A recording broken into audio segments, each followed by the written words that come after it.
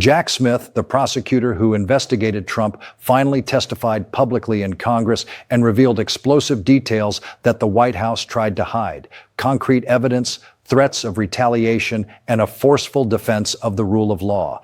If you follow politics and want to understand what's really happening in the United States, subscribe to this channel and hit the bell so you don't miss any videos. Chairman Jordan, Ranking Member Raskin, members of the committee, thank you for the opportunity to discuss my work as special counsel. I love my country and believe deeply in the core principles upon which it's founded. For nearly 3 decades, I've served as a career prosecutor in both Republican and Democratic administrations. I've handled cases ranging from domestic assault and gang violence to public corruption and election crimes across the United States, and I've prosecuted war crimes overseas. I am not a politician, and I have no partisan loyalties. My career has been dedicated to serving our country by upholding the rule of law.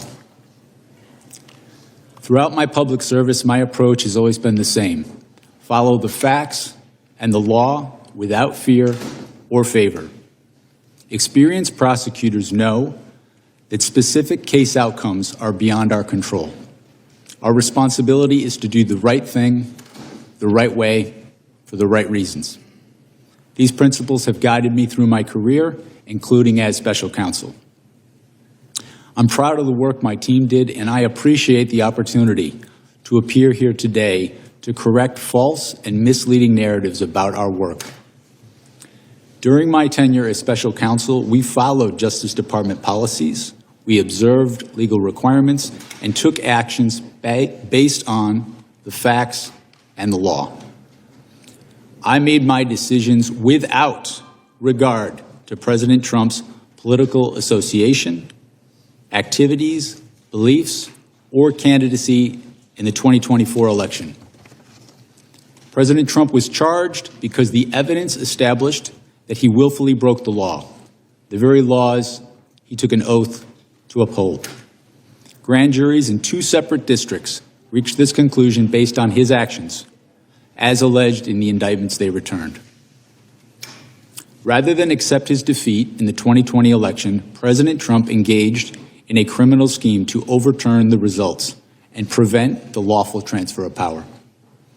After leaving office in January of 21, President Trump illegally kept classified documents at his Mar-a-Lago social club and repeatedly tried to obstruct justice to conceal his continued retention of those documents. Highly sensitive national security information was held in a ballroom and a bathroom. As I testify before the committee today, I want to be clear. I stand by my decisions as special counsel, including the decision to bring charges against President Trump. Our investigation developed proof beyond a reasonable doubt that President Trump engaged in criminal activity. If asked whether to prosecute a former president based on the same facts today, I would do so regardless of whether that president was a Democrat or a Republican. No one should be above the law in this country, and the law required that he be held to account, so that is what I did. To have done otherwise on the facts of these cases would have been to shirk my duties as a prosecutor and as a public servant, of which I had no intention of doing. I remain grateful for the counsel, judgment, and advice of my team. President Trump has sought to seek revenge against career prosecutors, FBI agents, and support staff simply for having worked on these cases. To vilify and seek retribution against these people is wrong. Those dedicated public servants are the best of us, and it has been a privilege to serve with them. After nearly 30 years of public service, including in international settings, I have seen how the rule of law can erode. My fear is that we have seen the rule of law function in our country for so long that many of us have come to take it for granted. The rule of law is not self-executing. It depends on our collective commitment to apply it. It requires dedicated service on behalf of others, especially when that service is difficult and comes with costs. Our willingness to pay those costs is what tests and defines our commitment to the rule of law and to this wonderful country. We are witnessing something unprecedented in modern American political history. A federal prosecutor who investigated a president is being forced to defend himself publicly, not for having made mistakes, but for having done his job too competently. This inversion reveals the depth of the institutional crisis we are going through.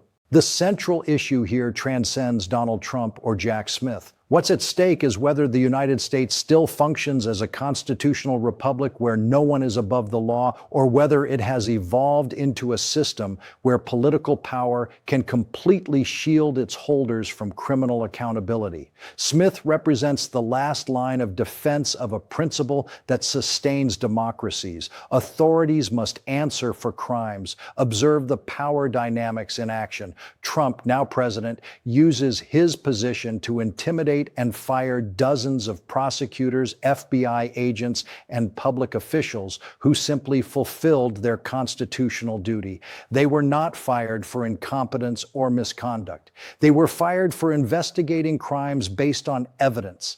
This is the textbook definition of political persecution and authoritarianism. What makes this moment particularly dangerous is the normalization of institutional retaliation. When a president can openly threaten to criminally prosecute or deport a prosecutor who investigated him, and these threats are treated as normal politics, the foundations of the rule of law begin to crumble. Smith warned precisely about this. The rule of law doesn't maintain itself. It depends on people willing to pay the cost of defending it. The Republican strategy in Congress is transparent. Turn the investigator into the investigated. By forcing Smith to testify first in closed session and then attacking him publicly, they attempt to create an alternative narrative where the investigations were political persecution, completely ignoring the evidence presented to two independent grand juries. Smith's testimony exposes an uncomfortable truth that many prefer to ignore. We had sufficient evidence to criminally convict a former president, but the political system prevented justice from running its course. The cases were not dismissed for lack of merit. They were interrupted because Trump won the election, and the Justice Department's policy prohibits prosecuting sitting presidents. This is a serious systemic failure. It means that anyone accused of serious federal crimes can escape justice simply by being elected president. It creates a perverse incentive where politicians under criminal investigation have even greater motivation to seek maximum power as a self-protection strategy. The presidential office becomes a legal shield. Jamie Raskin articulated this point precisely. The charges didn't fail, they were blocked. Blocked by the Supreme Court decision that created presidential immunity without clear constitutional basis. Blocked by Trump's re-election. Blocked by Judge Aileen Cannon, a Trump appointee who even prohibited the release of the report on classified documents. Each blockage demonstrates how political power can contaminate processes that should be strictly legal. Smith's defense that he would prosecute any president, Republican or Democrat, with the same evidence is crucial. He is asserting that law enforcement should have no partisan bias, but we live in an era where acknowledging objective facts is considered a political position. Saying that Trump tried to overturn legitimate elections has become a left-wing opinion when it should simply be recognition of documented events. Smith's response to Trump's threats was notable for its firmness and dignity. He called the FBI agents and prosecutors who worked with him heroes who served their country. He refused to be intimidated or silenced. He remained true to the principles that should guide any public servant: fidelity to the Constitution and the laws, not to powerful individuals. Smith's warning about Americans taking the rule of law for granted deserves special attention. Democracies don't die through dramatic coups. They deteriorate gradually when institutions are corroded, when people of integrity are punished for doing their jobs, when truth becomes negotiable according to political convenience. Every prosecutor who watches colleagues being fired for investigating the powerful learns a lesson. Be cautious. Don't be too zealous. Protect your career. Every FBI agent who sees companions persecuted for following evidence understands the message. There are investigations that cost too much. This chilling effect is intentional and devastating for impartial law enforcement. The Republican hypocrisy that Raskin highlighted is glaring.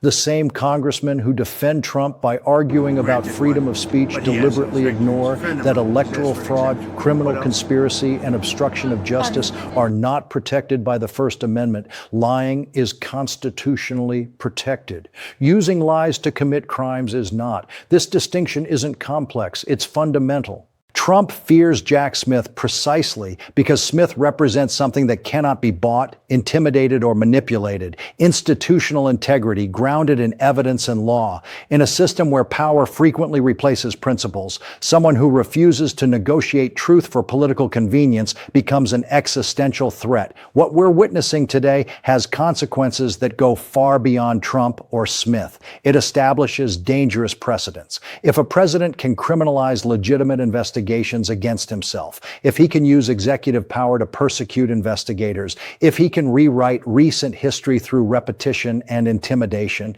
then concepts like rule of law and separation of powers become convenient fictions without real force. It remains to be seen whether American institutions have sufficient resilience to survive this test, or if we are watching their transformation into tools of personal power. Smith did his part. He investigated crimes, presented evidence, defended his work publicly. The question now is whether the American political system still values accountability or if absolute power will prevail. This testimony reveals a fundamental battle between power and principles in American democracy. If this content made you think differently about the current political moment, leave your like and subscribe for analysis that mainstream media doesn't offer. More importantly, comment your perspective on this institutional crisis. Do you believe the rule of law can survive systematic attacks from the executive power? Your participation builds this essential debate. Share this video.